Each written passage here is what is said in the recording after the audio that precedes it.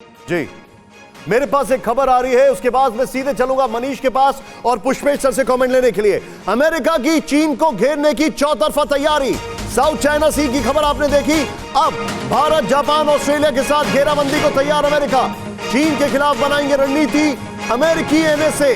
चीन को लेकर अगले महीने होगी 4 देशों की बैठक। यूएस, भारत, जापान और ऑस्ट्रेलिया की होगी बैठक। साउथ चाइना सी में ऑलरेडी हमें शो ऑफ सॉलिडारिटी दिखा रहे हैं। मनीष, इस खबर पर क्या क्या इंफॉर्मेशन है? ये बहुत इंपॉर्टेंट खबर है, खासकर ये देखते हुए कि ऑस्ट्रेलिया चीन से एकदम उखड़ा हुआ है। जी हाँ निशांत, और इसकी शुरुआत करेंगे जापान के प्रधानमंत्री शिंजो अबे के को धन्यवाद देते हुए, जिनका ये ओरिजिनल आइडिया था जब उन्होंने क्वाड फॉर्म किया था। और उसी क्वाड के तहत अब अमेरिकी एनएसए ने यह प्रस्ताव दिया है कि चारों देश के एनएसए बैठकर रणनीति बनाएं कि क्वाड के चारों देश यानी अमेरिका, जापान, ऑस्ट्रेलिया और भारत, ये चारों मिलकर किस तरीके से ये जो रीजनल थ्रेट है चाइना के रूप में, इसका कैसे मुकाबला कर सकते हैं। और इसके लिए मनीष, आपने जो बताया मैं थोड़ा सा इसको एक्सटेंड करूंगा और उसके बाद पुष्पेश सर के पास आऊंगा। आइए जरा वेरी क्विकली यहां पर दिखाएं। मैं इसको थोड़ा सा एक्सटेंड करूंगा और बहुत शार्पली, बहुत तेजी से जाएंगे यहां पर।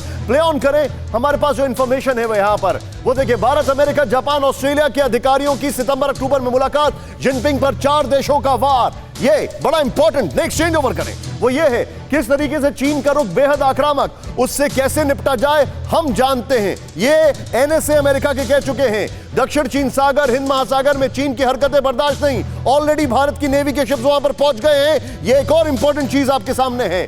कूटनीतिक, सैन्य और आर्थिक स्तर पर चीन को खामियाजा भुगतना पड़ेगा। नॉर्वे ऑलरेडी चीन के खिलाफ है। हमारे सामने, मैं पुष्पेश सर के पास चलूंगा। पुष्पेश सर, ये जो एक अलायंस बन रहा है, भारत, अमेरिका, ऑस्ट्रेलिया, जापान, ये अभी तक खाली ऑन पेपर था, बल्कि थॉट प्रोसेस में ज्यादा था। ये कितना बड़ा थ्रेट हो सकता है चाइना के लिए? देखिए, मुझे लगता है कि चाइना के लिए बड़ा थ्रेट तो होगा ही अगर ये गठबंधन हो जाता है। मगर मैं सुशांत भाई से बहुत सहमत हूँ जब वो कहते हैं कि हमारे पास कोई विकल्प नहीं है।